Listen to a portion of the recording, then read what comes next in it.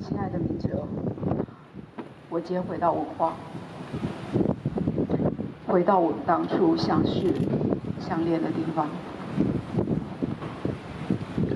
回想年轻岁月的种种，想起草山，就是我们理想开始萌芽的美丽的地方。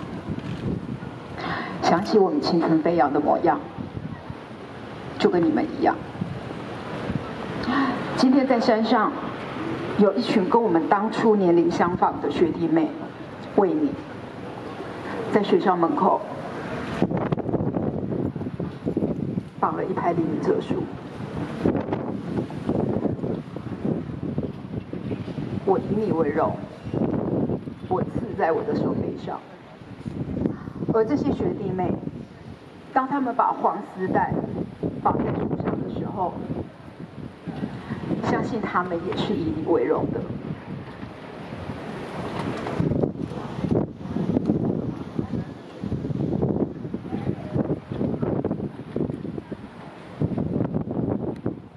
我特地顶着风寒上山，山上的风寒刺骨，一如当年吹过我们年轻脸颊冷冽的风一样的冰冷，让人惊醒，却又感到希望。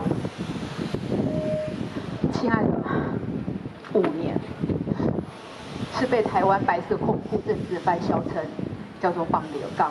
你们听得懂怎样叫放流港吗？就是很短，一刹那的事情。这是一种台湾人的气魄，这是一种台湾人的气魄。我希望你务必这样想，绝对不能放弃希望。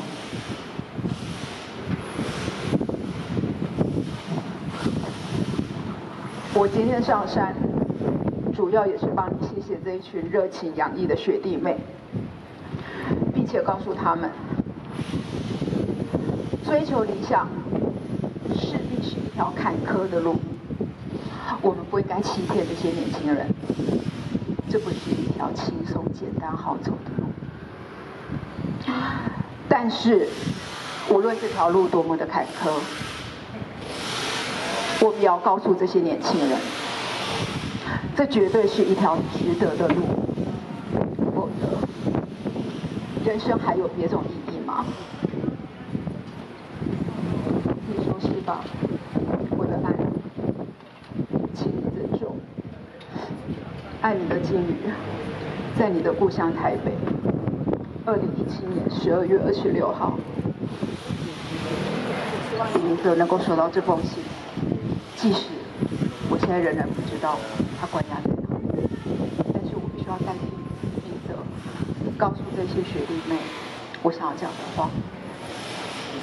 谢谢你们，谢谢你们给了我们这样的一个温暖，你们的温暖也会正如同种子一样，散播给更多相信他们理想价值的人。